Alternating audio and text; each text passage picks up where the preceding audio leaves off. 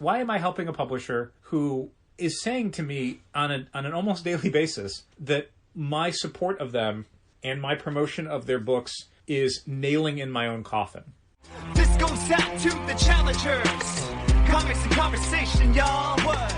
Keep the conversation moving along. Keep reading comics, keep your local store strong. If it's hard, then it's a job for the challengers. What? Comics and conversation, y'all.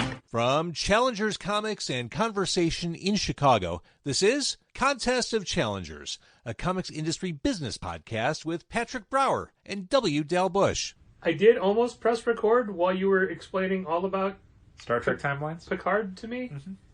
Since you now have Paramount Plus, why is every streaming service that's a TV show that's on the internet a plus? Oh, Disney Plus was super successful. Apple Plus. Disney Plus was the first one. Was it before Apple? I'm pretty sure they announced it before Apple. Okay. I think. Apple TV Plus. And then now Paramount Plus, because CBS All Access didn't make a lot of sense to people. Plus CBS All Access makes people think it's just the normal CBS shows, but you can watch them online.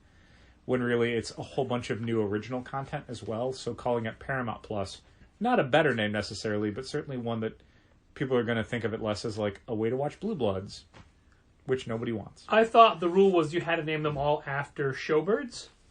Like? Peacock? What's the other one? Give me one more showbird. Every bird is a showbird. Do you want to stay with peas? Do you want to do penguin? Penguins are showbirds. Oh, okay. They're in zoos. They get to wander all around. That's true, they do. They show the world to lucky the penguins. penguins. Right? They don't have any pandemic rules. A cockatoo. Okay. A cockatoo is a showbird, depending on its plumage. Okay. None of these are streaming services, though. I guess that was the thing. Well, that's my point. Like, I thought that they had to be named that. Because Peacock? Uh-huh. Mm-hmm. Okay. Or why isn't it Peacock Plus? That's a fair question. They have different tiers, so maybe one tier is Peacock Plus, and neither you nor I are aware of that because we would never investigate it.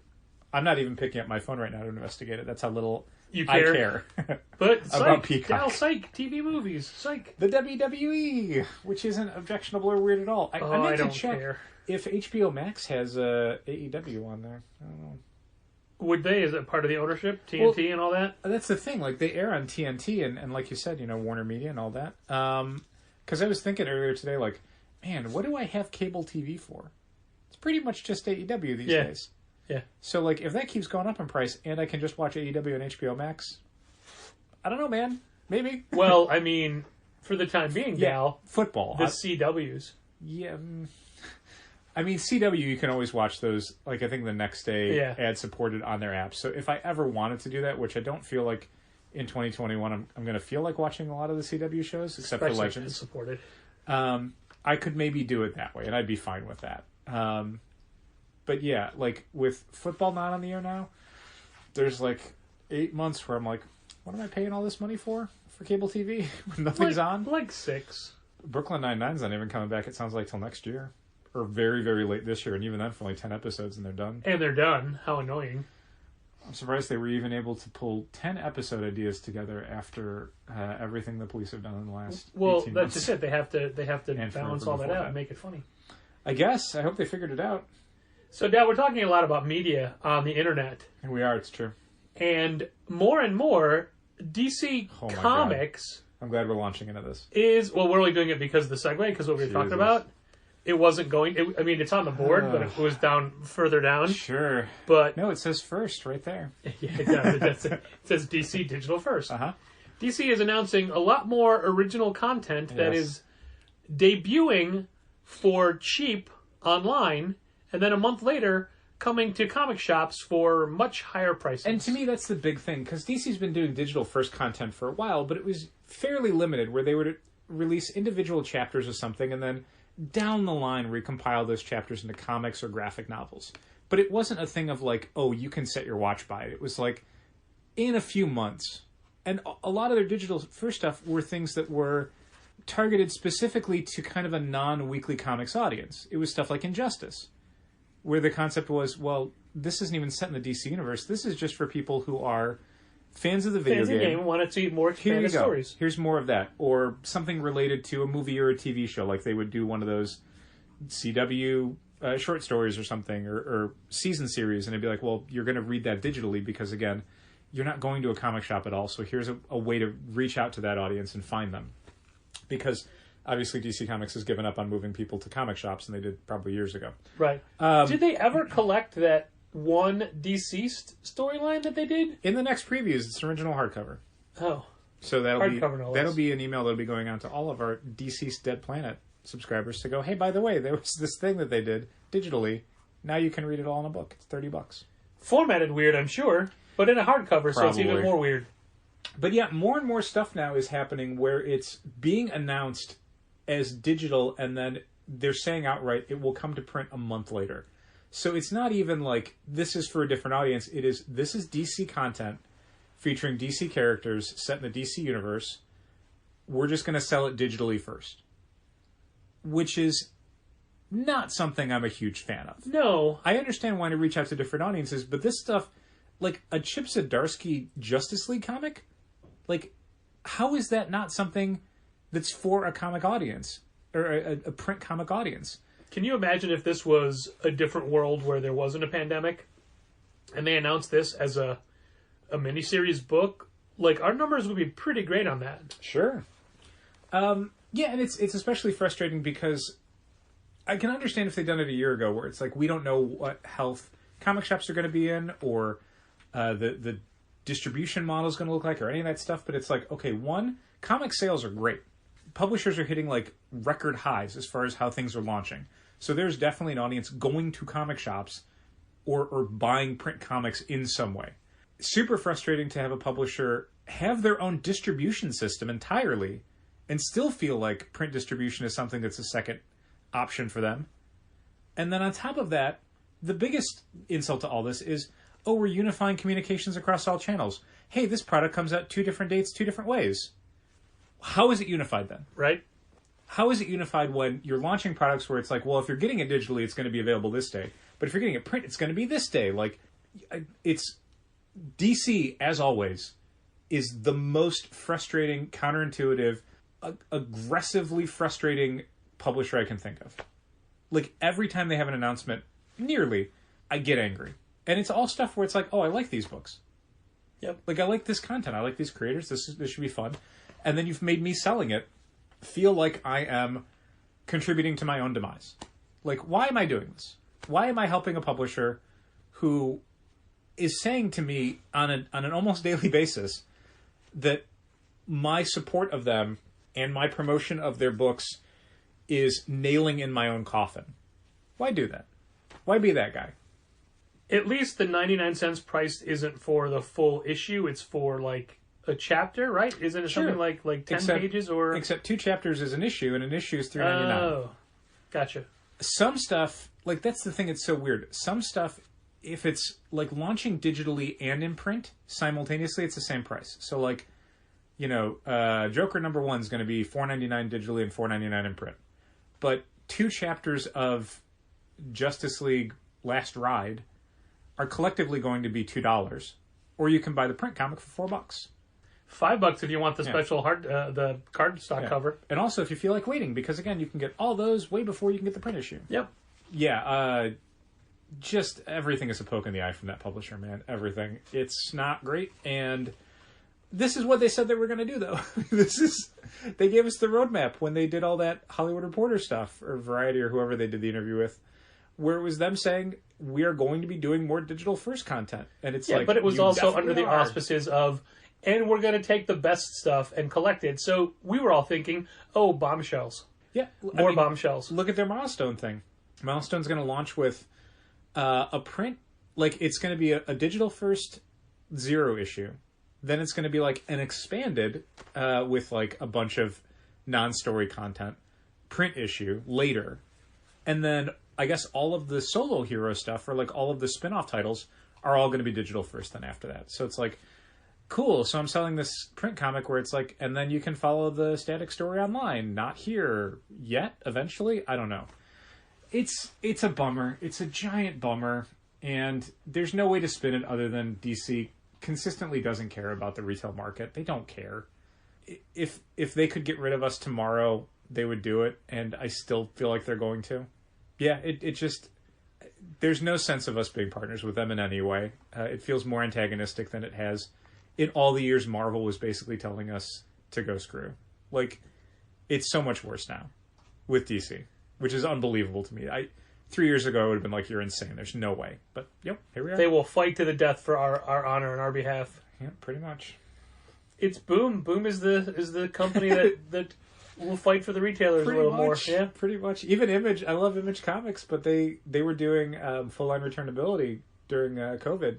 COVID's not done, but they're like, yep, full-line returnability's done, which I can sort of understand because, again, the market was going through a lot of upheavals when they went to that full-line thing. And again, no one really knew what it was going to look like in 2020 when everything was shutting down. And when it reopened, would customers be there? Would money be there? And then, here we are almost a year later from the shutdown, and it's like, no, it's fine. Like, it's pretty healthy, all things considered. So I don't think Image needs to do full-line returnability. That said, I always appreciate the publishers who are willing to stick with that to say, no, there's no reason to not do it. Like, you don't have to, but you can do it. You've shown over 8 months that you can do it, so why stop? But they did. Image is stopping with it. They're back to just doing the occasional number ones that'll have returnability on it, which better than nothing. Better than nothing, but it's always weird to me how they choose what is and what isn't returnable. There's certain books you'd be like, oh, I take a chance on that. Oh, it's not returnable? Oh, 6 copies. I assume that comes down to the participation of the creators. Like, Image, I don't think, has the ability to unilaterally decide, like, oh, this book is returnable because that can affect the financials. Yeah, I guess. That makes sense. But, I mean, it definitely... But you're right, it does affect... When I do FOCs, I'm always like, oh, this is returnable. I'll go up a little higher on that. Exactly. This is non-returnable. That's a solid number. I didn't think we'd get to it this early as well, and the fact that I'm pausing to call it out really takes away any of the natural progression and the flow that this next segue would have had. Mm-hmm. But I did want to talk about the authorized return procedure that we go through now through Diamond, and we talked about it a few months ago. Mm-hmm. But now it's more affidavit returns where we fill out a form online and say, hey, these are the copies we're returning or destroying. Yeah, but I mean that we're asking for credit for. Correct. And we will destroy these books. This is an authorized form saying we're doing that. Right.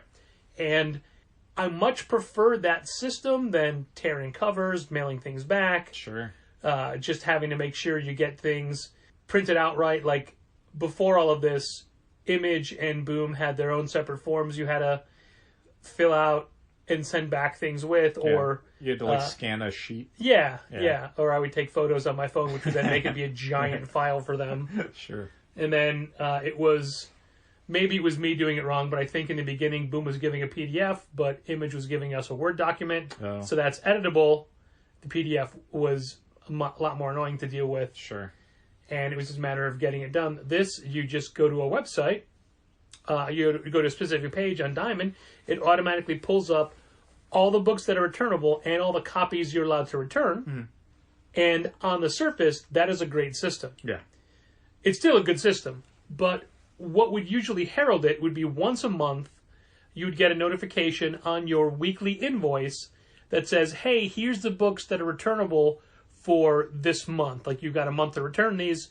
Here it is. And it's a detailed system of item code, book title, issue number, quantity you ordered, when it went on sale, when you can start returning it, when you have to finish returning it, right. the time period in between. Yeah. Which is great. And normally it's the first week of the month. February, it wasn't. It wasn't until this week. Yeah, the second Wednesday. And it wasn't a long list. And one of the things that I find annoying is that it's always random. Do you mean the order on the sheet? Yes, the way everything is listed. It's not alphabetical or by item code. It's sometimes broken down by, like, publishers are grouped together, but even within that, it's like, this, who knows, it's not the week it came out or the title of the book or the item code. It's just some order that they have internally. I'm sure it's an order that I just haven't found out what it is because I'm not looking that hard. Sure. Because all I care about is alphabetical, how we rack. Right. So sometimes I would be able to download the invoice and do a lot of Excel editing to get it cut and paste. But this time was small enough that I'm like, you know what? Fine. I'll just print it out and run back and forth. Sure. And by that I mean walk briskly back and forth because I'm not running. Get your steps in.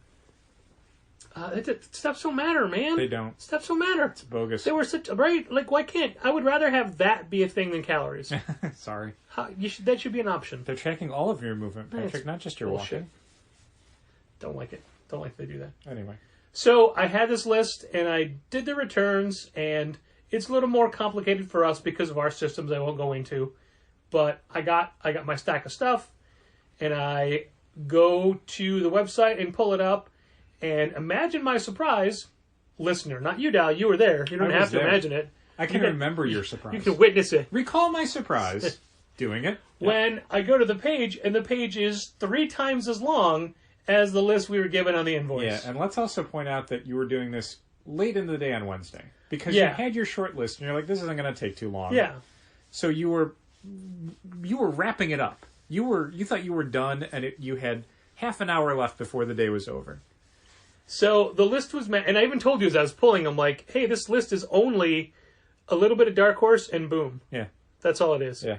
Everything else, Image, IDW, everybody else was on the larger list. I said 3 times as long. It wasn't 3 times. It was considerably longer. Yeah.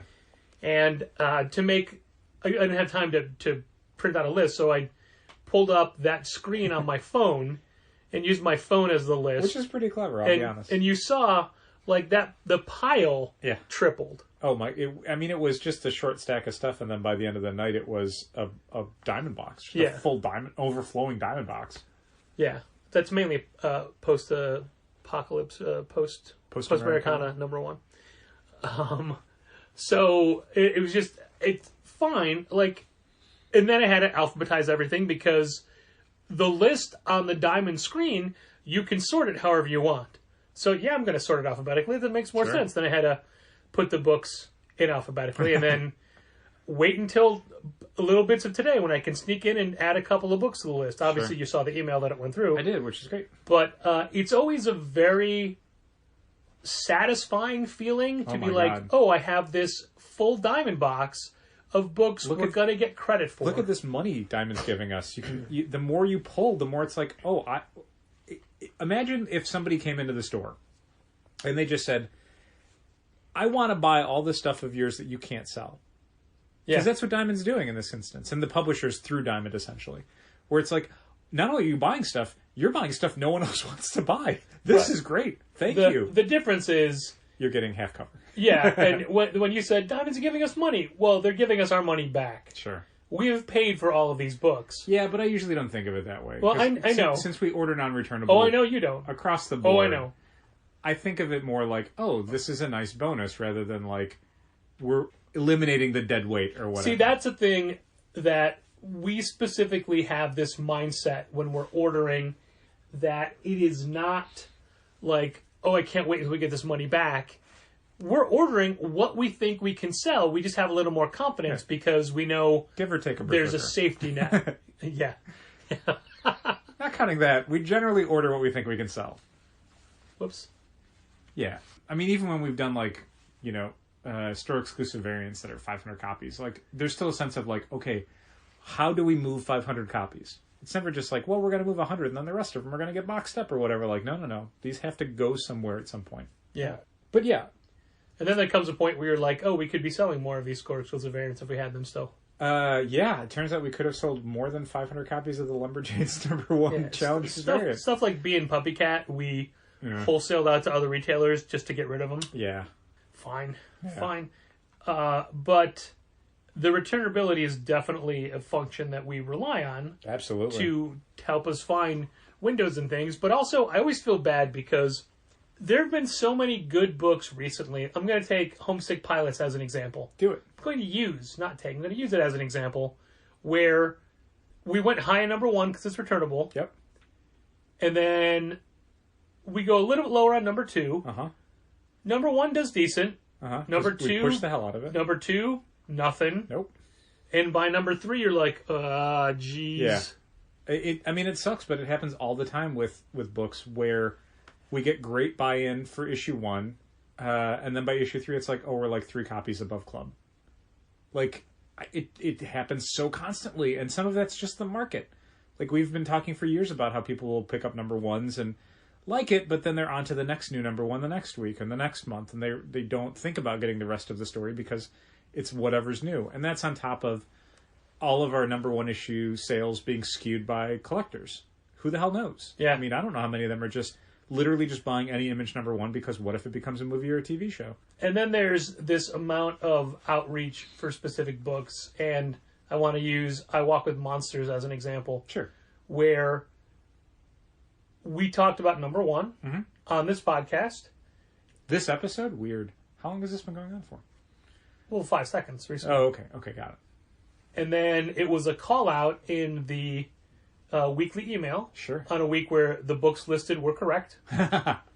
Which, let's face it, is like 99% of the weeks. Sure. And I mean, I don't want to mention this as a safety net, but we did send out a subscriber email today that had all the books correct. Yeah, and I knew that was going to happen. So and the only people got their list. The only people that emailed to say, hey, you didn't put the books in, were all club members. Right.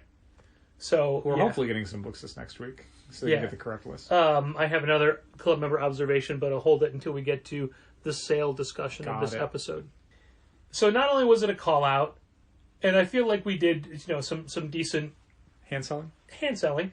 Also, we got Paul Cornell to introduce this podcast, not this episode, but an episode referencing that he was the writer.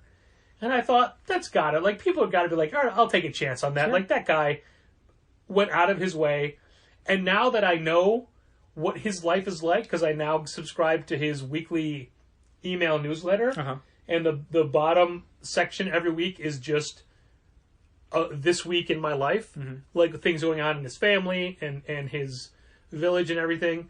And with everything that's going on, I cannot believe that generous man went out of his way to record that soundbite for us to use. It was very nice. I mean, in my head, that dude is just like a bachelor who's got plenty of time on his hands. And he can just knock that out. No, he's a dad. He's a husband. He has a child with special needs. And he took time out to help us, and I thought that's true. And no one knew that. No one knew any of that part, but they just knew that he did the call out. And I'm like, man, I'd give that book a chance.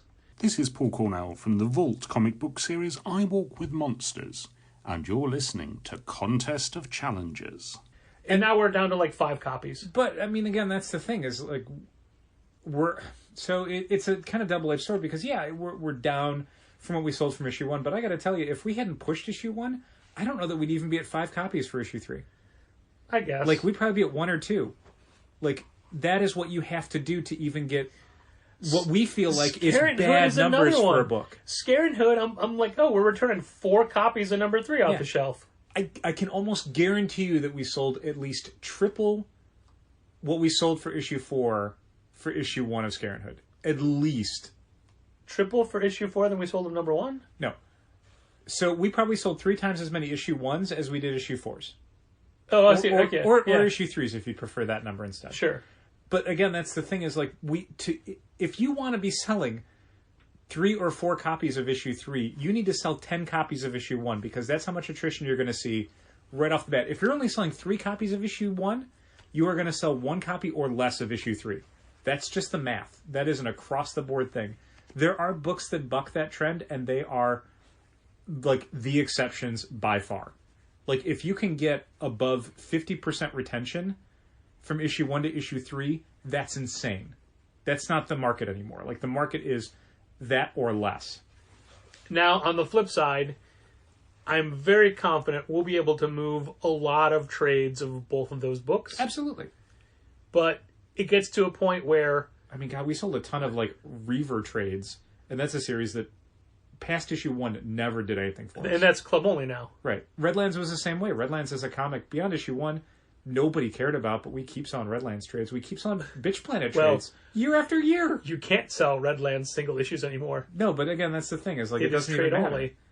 Like the trade sales for Image books are thankfully a completely separate animal. We've talked about Monstrous a bunch of times. It's like one of our best-selling sci-fi fantasy series as graphic novels, but as comics, it's been stuck at a real like middle to low tier sales level for a long time. Hey, did You moved the Come Home Indios?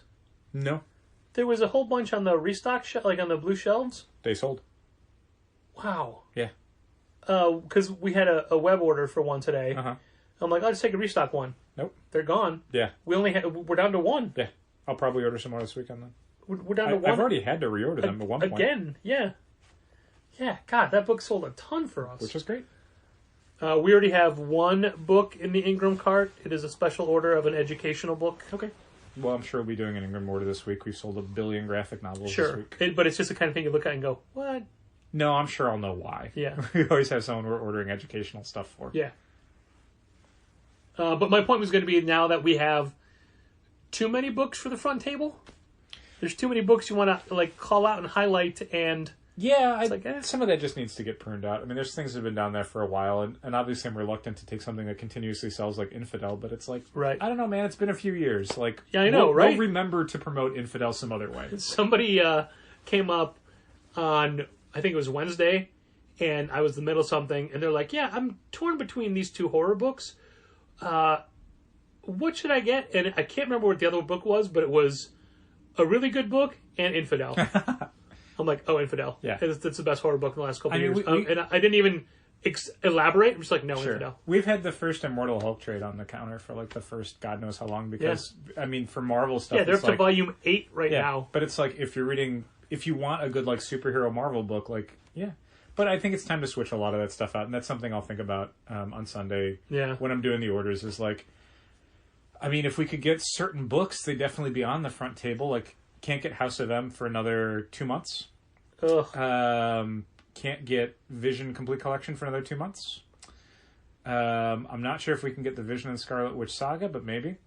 Hopefully we can still get the Scarlet Witch by James Robinson. I'd love to do... Did I mention House of X Powers of 10 softcover? Nope. Love to get that, but that's been out for a long time. We still do the hardcovers, but it's like I want to do the softcover. That's more point of purchasing. You and I bought the last 2 hardcovers because, like, oh, we're shifting to I ordered more. softcover, so we'll buy these and they'll be out. Yeah, I ordered more for the sale because I'm like, we get, during the sale we get, and hopefully this isn't a transition or not, I don't know. We get a lot of people who come in during the sale where they want kind of perennials. Like, they don't read a lot of stuff, and they want ways into different franchises. So you want to have Saga Volume 1, and you want to have House of X Powers of 10, and you want to have Amazing Spider-Man Volume 1, and you want to have Preacher Volume 1, and all that sort of stuff. So I didn't want the sale to not have, like, when people came in and said, I want to start reading X-Men, I heard it was really good, I didn't want to go, yeah, we don't have that because it's between printings. I mean, there's a hardcover, but we didn't want to stock it. So I'm like, I'm just going to order like 3 hardcovers, and I'm sure they all sold. Well, that's indicative of the Lock and Key hardcovers, where they did do soft covers, but they're always out of print on one of them, and the hardcovers are always available. Yeah. So we'll just keep the hardcovers in stock. And I like the hardcovers. Yeah, I mean, think it's they a look good nice. package. It works. It's a good package. There's something that somebody had recently brought up that we've never carried, but somebody had mentioned it, and it's like, yeah, God, I guess maybe we should start carrying the Invincible compendiums with the new series coming out. Yeah, and that's a thing I wanted to mention with So, yeah, Sandman. We'll do that. I have 2 Sandman questions. Yeah. One, did you go high because of the series? We got the On restocks? Yeah.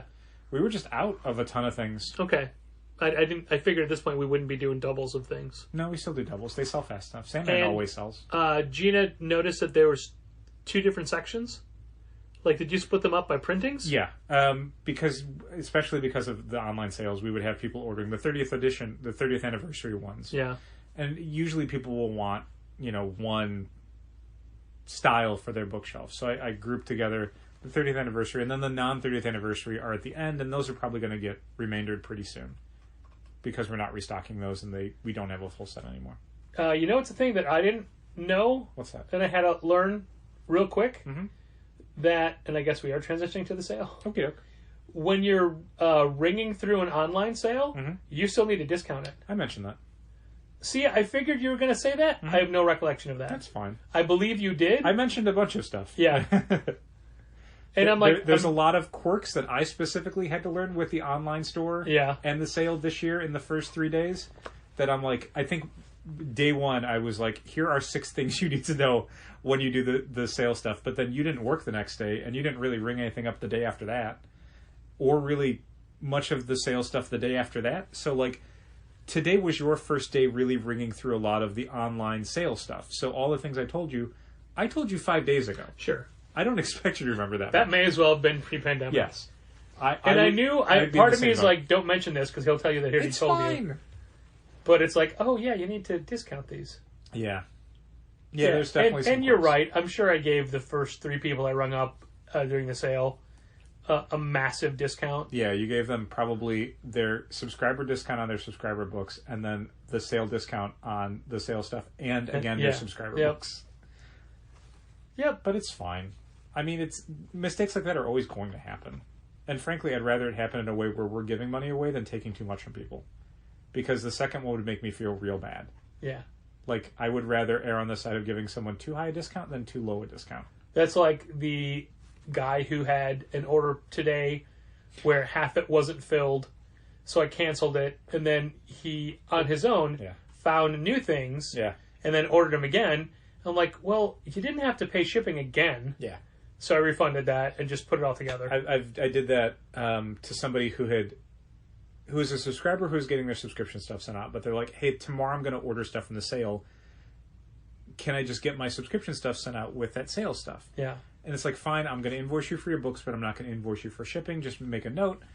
And then ordered stuff in the morning, and then later in the day ordered another like 3 things that would fit in the box and paid shipping. So I'm like, I'm just going to refund the shipping. Sure. This is all going to go in one box. And I made sure that on the second order that they placed online, I put in the first order's tracking info so that there is at least some record of like, yes, it is on its way. Oh, okay. That's fair. That's fair. So I guess what we're talking about is we're getting through my topics a little faster than I thought we would. Sorry.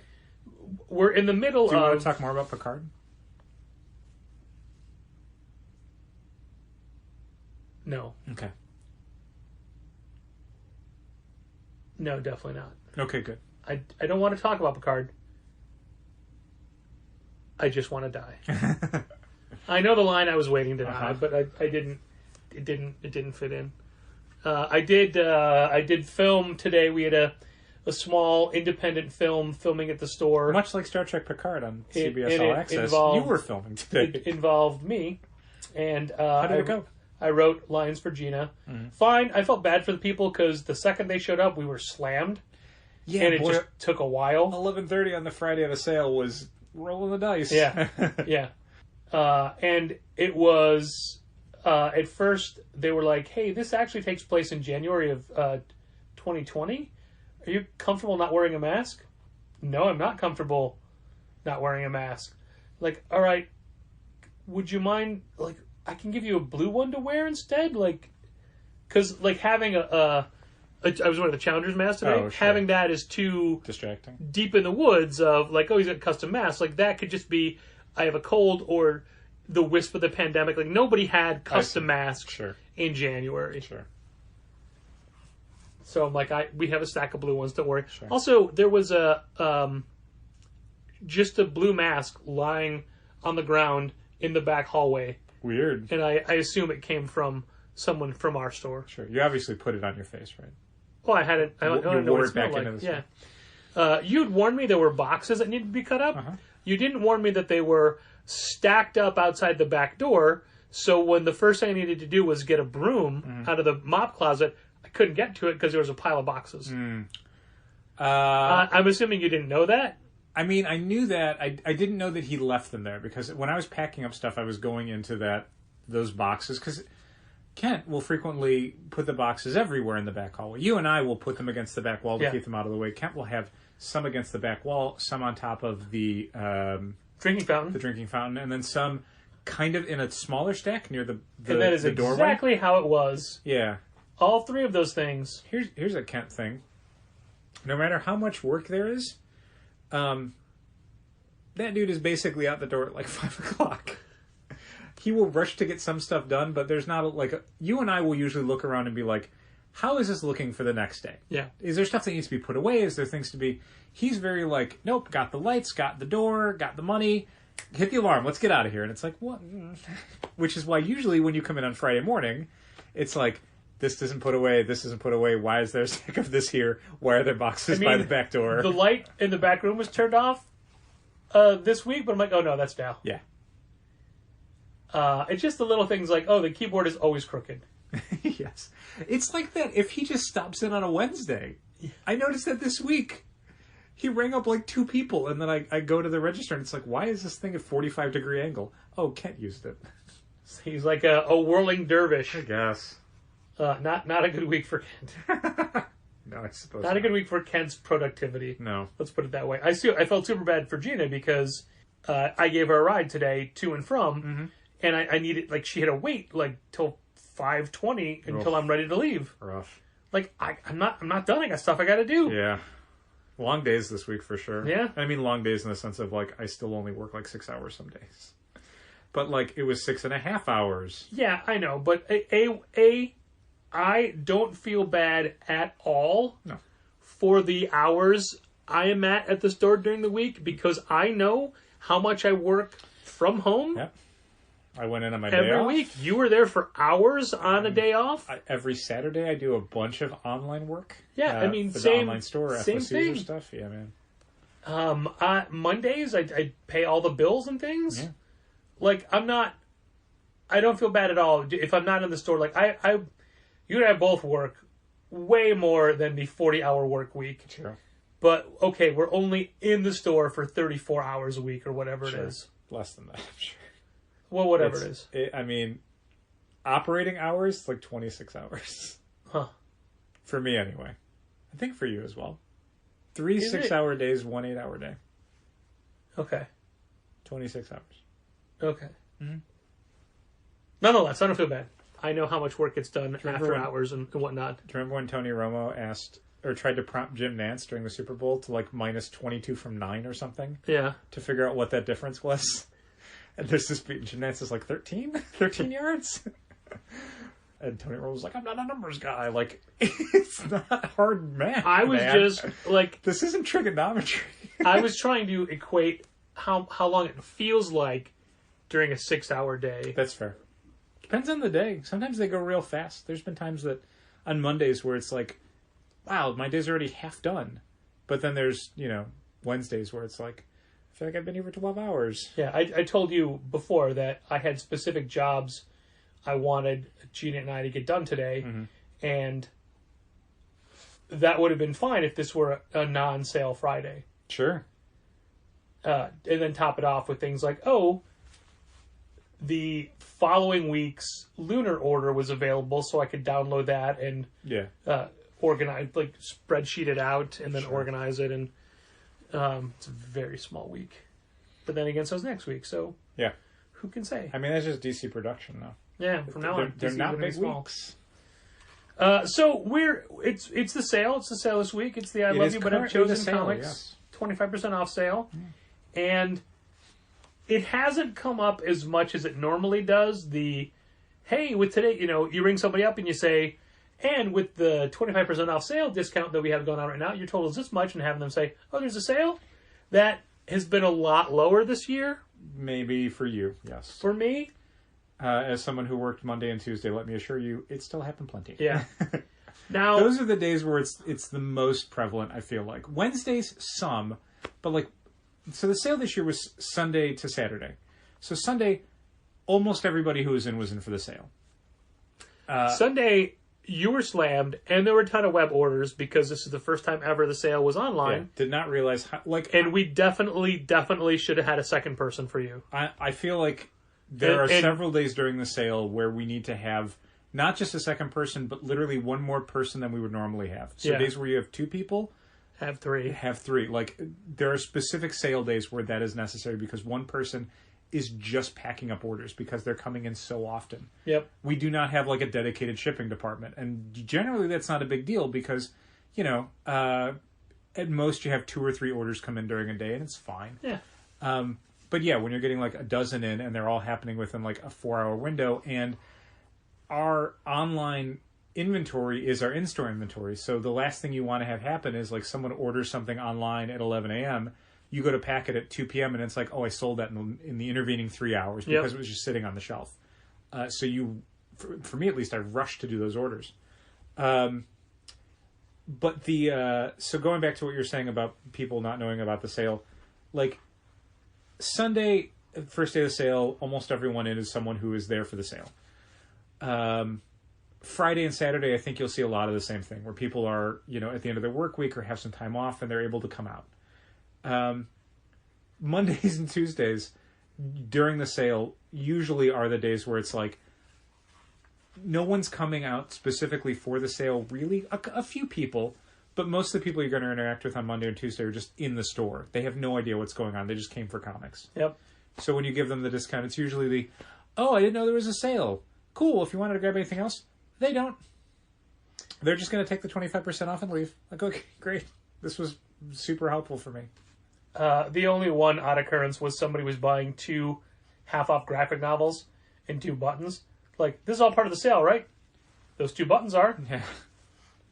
You're already getting half off. You're not getting 25% off of that. It's previously discounted merchandise. Nowhere in the world are you going to get a discount off a discount.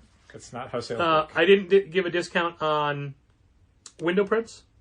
Okay. Because they were buying, they're $5 a piece. Mm-hmm. If you buy the set of 3, they're only $4 each. I see. Okay. Previously discounted. That's true. I didn't want to lose more money on That's that. fair. Now, if you wanted to pay $5 a piece, then I would give you a discount, and it would come out to the same. Pretty much. See, I can do math in my head. Actually, it would come out lower. Shush. Shush. You shush. Yeah, sale was interesting this year. There were definitely some highs and lows. Like, the first day was massive, and then the second 2 days, the Monday and Tuesday, were dead. Pretty much completely dead.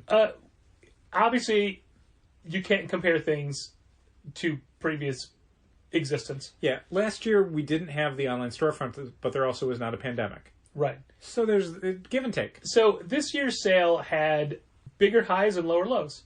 Yeah. Like, bigger sale days, but then also days where you couldn't even tell there was a sale based off at the end of day. Yeah, like looking at some of the numbers, like the first day was like up, I don't know, like 20%, and then we would have 2 days in a row that were both down 25%. Like, down so low that you got to go back years worth of the sales to find 2 days at all during the sale that were that bad. Yeah, there were a lot of headwinds this year as far as the sales concerned. Literally, headwinds outside. It was very it windy. was incredibly cold and windy and snowy. I mean, there were definitely days where it's like, we were hearing from multiple people, like, I can't get to the store because I can't dig my car out.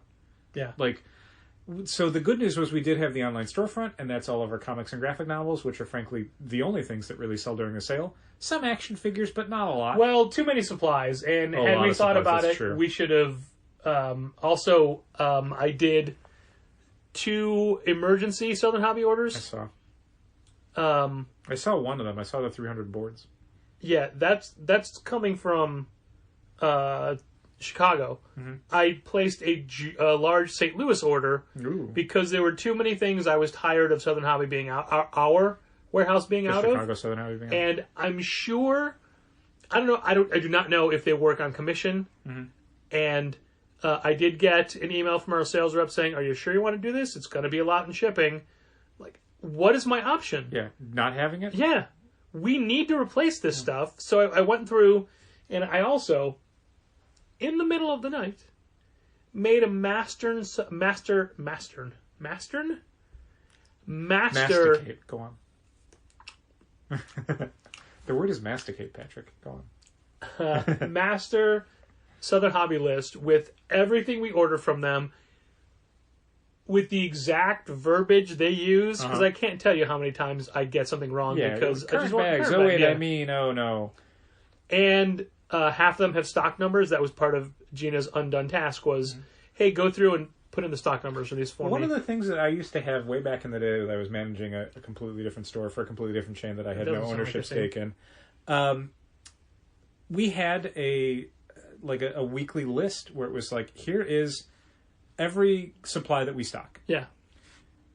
Go through, see what you've got, make a list of everything you need. Like, it was just the basic, like, 100 current bags. Okay, we've got, 7 packages left. Okay, 13.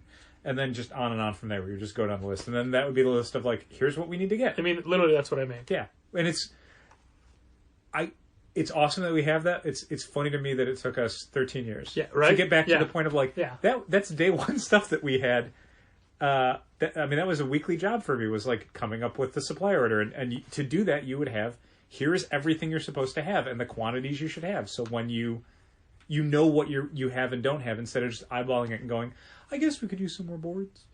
Well, ultimately, the reason we never did it is because we do that. It's just on the phone saying, I want this, I want this, I want this. But now that I'm doing more of it online, and I don't want to wait till a phone call, I'm like, I'll put all this in our cart. Finding the specific items and finding what they're called is difficult on the website. And it's constantly, let me pull up comic supplies and go through them one at a time to find the exact thing I want. Well, and I mean, there's a couple other variables. Like for me in the old place, like when I was ordering as the hub store for all of the suburban stores. Right. So it's not just like, what boards do I need? It's like, okay, what does everyone's going to be grabbing boards on Friday, so I need to make sure that I order how many cases of boards so this whole back room is filled up when people take them. The other stuff is our ordering for Southern Hobby has changed drastically because we don't get weekly replenishment shipments anymore. Yeah. Like we were doing essentially, what do we need to have for the next 6 days when we would do an order, because they would just be calling on Wednesday.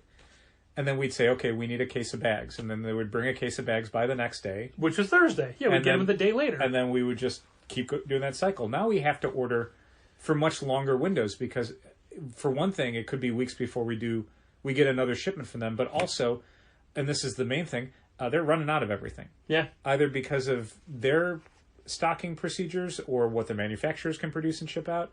But there's been more often where core supplies are just suddenly unavailable for months at a time. So it's like, well, you better order months worth of them because who knows when you'll get another shot. And it's the same situation we find ourselves in with, let's say, Ingram, where you'd be like, oh, our warehouse is out of this book. Tennessee has it. The other warehouse has it. So we have to do an order just for Tennessee. Yeah. Southern Hobby doesn't have that option. You can't switch warehouses. Right. Your login is for your warehouse. So it'll say out of stock, other warehouse has. And if you pull up that item individually, it'll tell you what quantities are on hand at the other warehouses. So last night, I'm like, all right, I'm placing an order to fix the fact that we're out of boards. Yep. And then you sold that last pack of 100 today? We used it. Okay, that's fine. We made bags and boards out of it. Kent was going to, but I'm like, no, leave us 100. So it's okay if you overruled him. Yeah, I always... always... technically overruled me. I always defer to the singles over the package. Sure. Because people that want... We'll always need singles. People always need singles. And people that are like, well, I need 100 boards, they can wait a week or so. Sure. But people want those bags and boards if they're buying them. I feel like we have been in this position during the sale every year, and I think every year we're like, we should have done a reorder. Yeah, we never think about it. We never think about it. Or we do, and then we forget about it for 51 weeks, and then we're like, oh, wait. But you also don't know you're going to have one guy come in and be like, oh, I want, 15 cases, or not cases, but 15 packages of boards. As much as I said earlier that I'm like, oh, I want to make sure I've got all these like graphic novels in stock so that when people want to buy them during the sale, there is a part of me that's always like, do I want to order stuff specifically to blow out? Right. Like, do I want to pay shipping and all this other hassle to get like cases of boards in to sell them at 25% off? It's not like it's making me that much money. Yeah. I mean, at that point, I'm making, half the profit I was before or whatever. And it's all this extra hassle I got to go through. It's fine. So I don't know. And supplies are so labor intensive for us. Oh my God, are they ever? Just because of their sheer weight and the way the boxes come packed and everything. And this is such a minor specific thing, but doing all that in the wintertime is so much worse. Because everything's like covered in ice and everything's covered in salt. We got unpacking everything is like we got a box from FedEx this week where the guy took it off the truck, walked it in, and handed it to me, and it's still covered in snow. Yeah, unbelievable. Like, this box wasn't on the ground because his gloves were covered in ice and snow. So it's like, here you go. So the St. Louis order is coming in Monday. Yay! And that's going to be bags. It's going to be comic cases. Sweet. And it's going to be something else. Nobody has penny sleeves right now, so I couldn't get those. Okay. But because of Pokemon cards, I bet. It was 3 separate things. I bet all the people buying Pokemon cards bought up all the penny sleeves. Going through it, I'm like, oh, here's something that we just have never had. Maybe we'll get those. Oh, did you know you get these in different quantities that we get them in? Oh, okay. So I added a couple of variables to our list. That's cool. For things, and I realized that, like, as I was going through it, because I'm just going through lists, and it's also in my head, like, what else goes up on those shelves? Mm-hmm. Exactly as you said, like, what do I think I need? Yeah. So that list, I think, will come in handy. And it's the kind of thing where I think, like, I was disappointed I couldn't fit it all on one sheet, because I would love to just print it out and go to the shelf and just mark it all up. So, like, you have it on there. Right. You have it. That's it. So, I don't know how that'll work, but it'll well, I mean, definitely this is a good step in the right direction. Like, Yeah. we will, it's something we can tweak and improve now that you've done the base the groundwork. Yeah. One of the things I'm not saddened by, but I wish it wasn't the case. Mm-hmm. As you know, we give out a t-shirt. If you spend $100 after discount, before tax, looking at the list, we're already at more t-shirts this year than last year. I believe it. And that's not even people from Shopify orders that have not been contacted or given us a size yet. Right. But there are some Shopify ones there. Yeah. Out of like 60-something shirts, only 9 people are non-club members? Well, I would caution you that a bunch of the Shopify orders are people who would normally come in, but just didn't because they either couldn't or didn't have to. So that's why when you look at that list, it's like, I'm not seeing a lot of phone numbers. Well, it's because they ordered it online. Yeah. But you're right in that it's a lot of subscribers, which is fine. And it's great, but like... it's certainly a lot easier when the shirts come in. Yeah, sure. But then it fills up the club boxes. Drop in club box. Dunzo. But then you have club members who already earned a shirt, came back today, earned another one. Sure. Like, there's a lot of people that have that... Loyalty to us may be the wrong phrase, like, because obviously they're getting something out of it as well. Sure. They're getting stuff for a pretty sweet discount. I think so. One of the things I really like about our sale, if I can digress for just a moment. You can, because we're talking about the sale, so it's not that much of a digression. One of the things I really like about our sale, and it's somewhat by design and somewhat where it's a thing where years later I'm like, oh no, this is why I like our sale a lot, is that I shop a lot of online storefronts that do import toys or do specific niche things that you really can't get at like local stores. Is this a new hobby of yours? One or two. And they'll do sales frequently throughout the year, and a lot of them, around like Black Friday, end of the year. Listeners, you could see at Dell's feet right now is a giant stack of Transformers model kits. Sure. Do you know the significance of these? They're going back? They're going back to the store. Okay. Those have been sitting in a closet. To digress from a digression, it's the Fur Eye model kits, and I will tell you why they're coming back later. But I hope everyone checks them out at Challengers next time you're in. Get some good Where are they going to fit? I don't know. They'll go someplace. The good news is they're almost all in our system because I bought them all from Challengers. They're still in their shrink wrap, never been opened. A couple of these are online exclusives that we never stocked. I bought them from Bluefin or somebody else. One of the things that I really like about our sale, based on the things that I've seen other online storefronts do, when they do their sales, it's like, oh, we're doing this store-wide sale. Everything is a completely different discount. Yeah. So you could find something where it's like, oh, here's something I didn't really care about, but it's 60% off. Here's the thing I was really excited about. It's 8% off. And then a whole bunch of like specific things where it's like, oh, this entire product line, we just didn't discount those. You come to Challengers for the once-a-year sale, 25% off. The only exclusions are if it's in the New This Week section, which means it literally just came out within the last 4 to 6 days. That's not going to be on sale, and it shouldn't be. That stuff just came out. And if it's something that's already on hold, then it's not going to be on sale either, and it shouldn't be. But like everything on the red bookshelves, 25% off. Yeah. Every graphic novel that we stock that you can find on the shelves that's not new this week is on sale, and it's all the same discount. It doesn't matter if it's, some dog that we have 15 copies of that we can't ever sell, or if it's like a House of X Powers of 10 hardcover that we could sell at full cover price every single week. I like that. I like that it's legitimately what I feel like are good deals. And I'm biased, but I mean, if I was someone who's looking for graphic novels, I would shop the hell out of that sale because it's like, you want to read every Preacher volume? Great. All 6 volumes, 25% off. Yeah. Super straightforward. Sure. I think that's a great bargain. I don't understand. My Preachers are 10. I have 10 volumes of You have Preacher. 10 volumes? I think you have 9 volumes of Preacher. Oh, I have 9, you're right. It's true. You have the secret 10th one where he goes to look for the devil. It's that crossover Lucifer. It's true. Anyway, that's what I like about our sale. No, it's a good sale, and I'm constantly... It was a good sale, past tense. Well, by the time people listen to this, yeah. Yeah, even the patrons will get it. It's over. Be sure to shop it in 2022. Blew it. I think I put something similar to that in the email that went out to Shopify customers. Yeah. Basically saying, like, hey, this is our one store-wide sale we do each year. Like, as of February 14th, that's it for 2021 as far as store-wide sales go. Yep. We might do other sales. I assume we probably will. We've done discounts on different merchandise before. But as far as, like, again, an across-the-board, everything in the store except for whatever tiny sections, that's done. That's going back to what I like about the sale, in that this was entirely your doing. Me. Well, actually, the idea, most of the ideas of the sale were yours, but it's a week long. Yeah. It's not 3 days. It's not a weekend. It's not a Friday, Saturday, Sunday. It's a week. It's something I sometimes feel conflicted There will about. be a Friday, Saturday, and Sunday. Yeah. Right. It's something I feel a little conflicted about because, again, the Mondays and Tuesdays where it's like, I am just giving money away. I am literally just losing 25% on average purchases. But when the sale starts on a Monday, True. people come in for that. True. But there's usually like at least 1 or 2 days where it's like, you're just here. You didn't even know there was a sale. This didn't get you to buy more. 3 4x5 window banners for it. So that is... So no one looks at. Go on. 4 feet high by 15 feet long. Doesn't matter.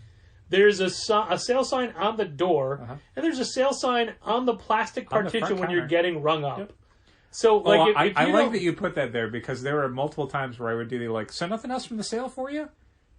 There's a sale? Tap, tap, tap. Yep, right there. Right there. Yep, we're doing a 25% off store-wide sale. Tap, tap, tap. It's one of the reasons I put up there was like, hey, look, this is what the sale shirt looks like right there. Oh, I do that every time. But also, how do you not know? Yep.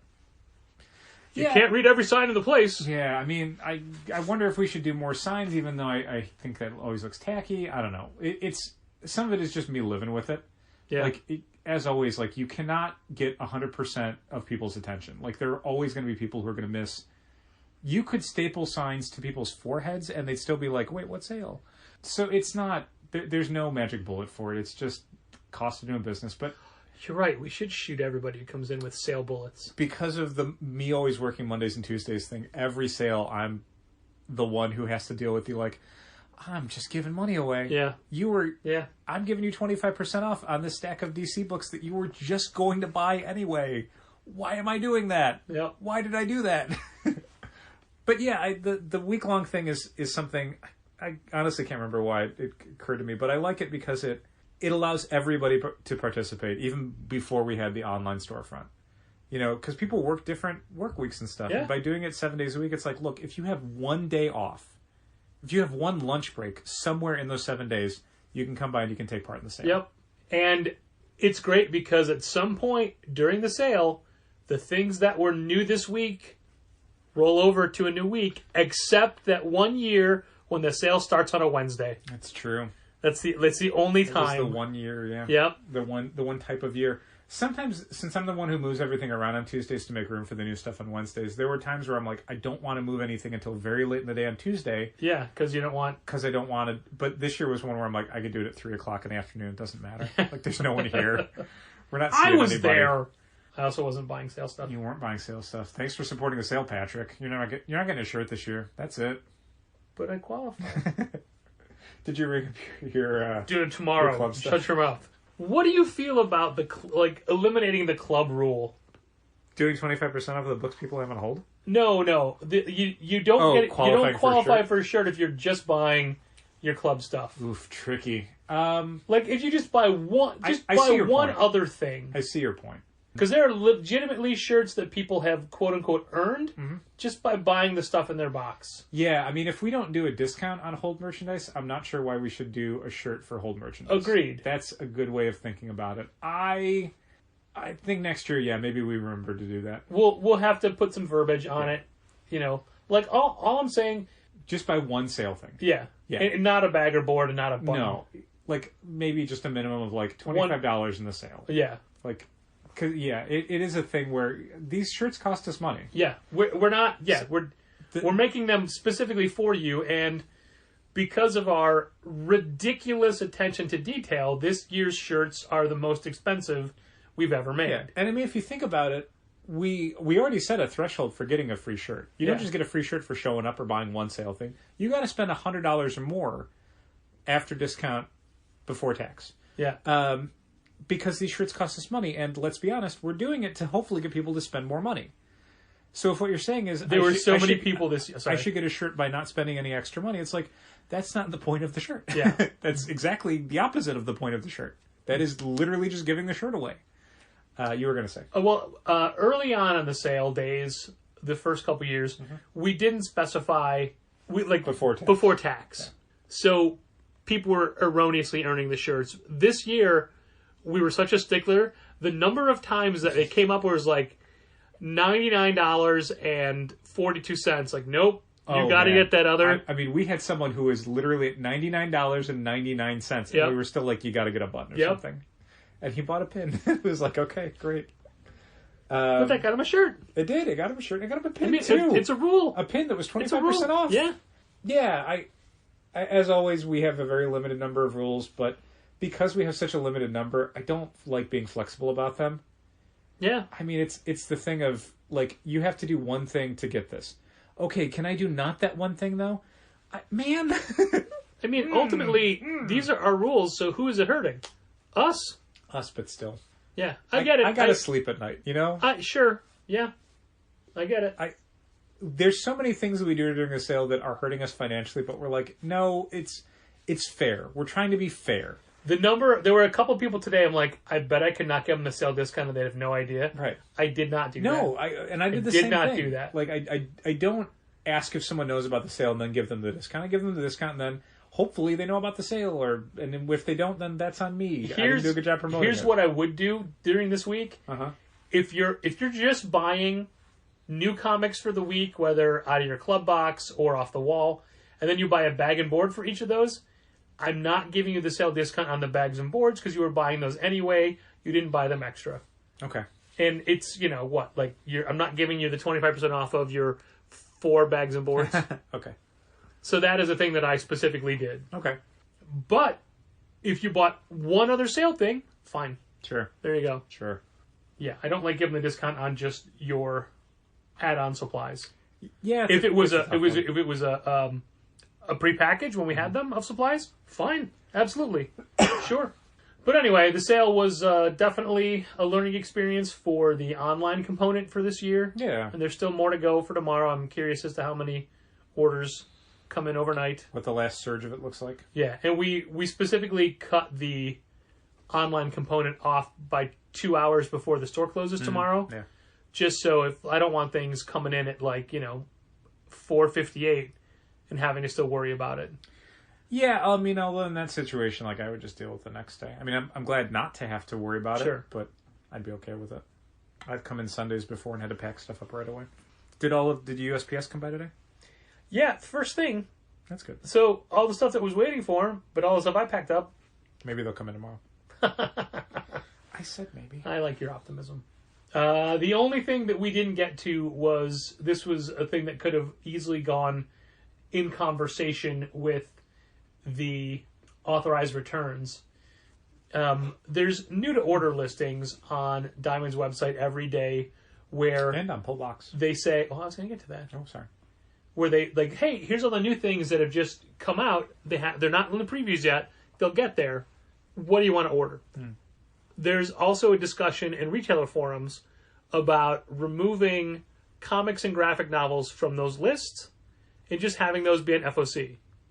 Okay. Especially since FOCs are Mondays. Uh-huh. And basically the new to order stuff finalizes around the same time. Uh-huh. Like you can just scoot it over. Sure. So Joe Field started a poll. Uh-huh.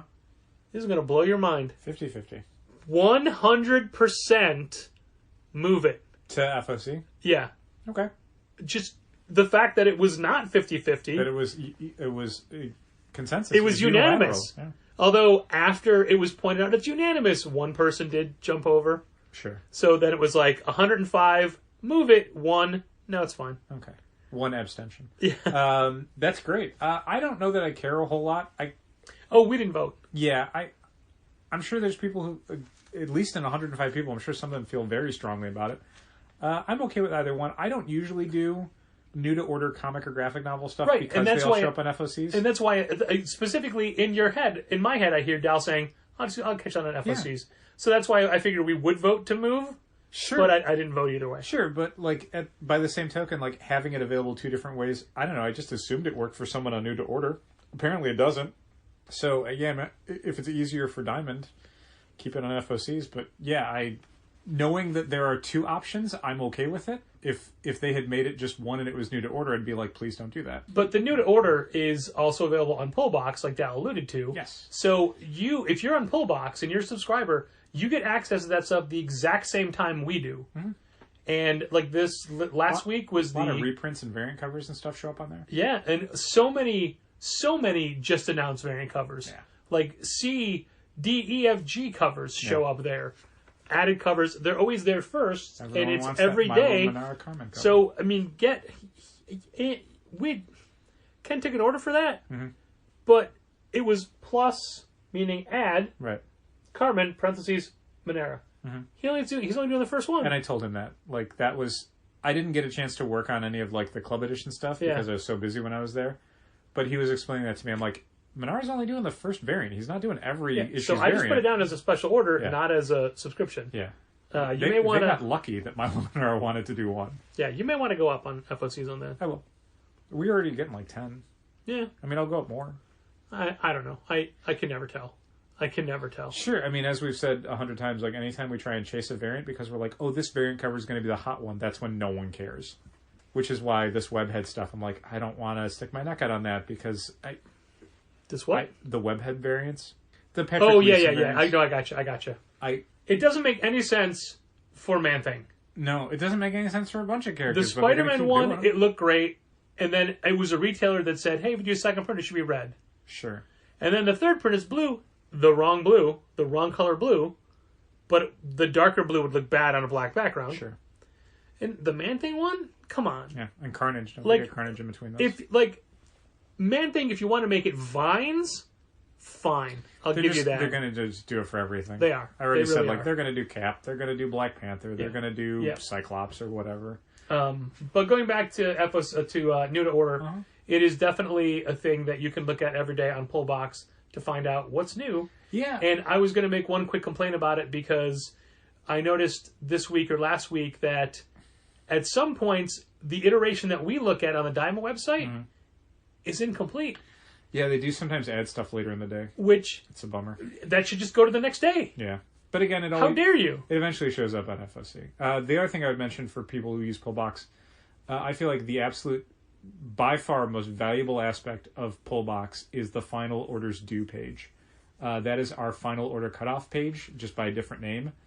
And that is the most up-to-date information on literally every Premier publisher. That is every Marvel comic for the week, every Image comic for the week, every Dark Horse, every Boom, solicit text, variant covers, all that stuff, reprints that are closing out. That is what you want to look at, and I would recommend doing it kind of every week if you can, between like Thursday and Saturday. I think it's usually like Thursday or so that stuff starts to get finalized, because they will populate it kind of through the early part of the week. But yeah, if you can do it over the weekend, Sunday is kind of the cutoff point, more or less. Sunday at midnight. Anything beyond that, can't guarantee it's going to go in on time. But so yeah, if you can do it Friday or Saturday, I think people would find a lot of value in that, especially if you're somebody who chooses different variant covers and goes after reprints if they have cool covers. Like, this is where you're going to see all that information right before the window closes on ordering it. Something that we're going to make a big point of when we send out the next catalog email. We do not order every variant cover for the shelf. No. More and more people are doing these sort of last minute, like, oh, can I get the B cover? We never ordered it. No one told us they wanted it. We can't order 2 and 3 covers for every single comic we carry. That's insane. Especially books that are selling 2 or 3 copies off the shelf. Yeah. For variant covers in general, think of them as special order only items, because for the most part they are. If you think you're going to want a variant cover, definitely let us know when you see it on that Final Order Due page, because that is your last chance to guarantee it. After that, maybe we have it for the shelf, maybe we don't. And honestly, even if we've ordered it for the shelf, maybe they all get subscribed to before then. Dal, I have a really great hypothetical that's too big for this episode. Okay. That we'll talk about afterwards and see if we ever even want to mention it on the podcast. Okay. But it's a thing I thought of earlier today, or maybe it was yesterday, I can't remember. Time is a construct. That made me kind of happy. And it's a little bit about what you're talking about now. So okay. To be continued. We'll save that. Maybe we'll leave it somewhere else. Put a pin in that for after dinner. Yeah, right? That's fine. I'm going to have dinner now is what I'm saying. Oh, in that case, thanks for listening. And keep reading comics.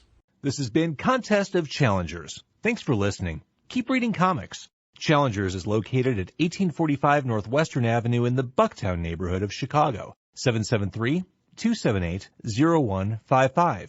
Keep up to date with new releases and events at challengerscomics.com. Like Challengers Comics on Facebook, follow @Challengers on Twitter, and help fund this podcast at patreon.com/challengers.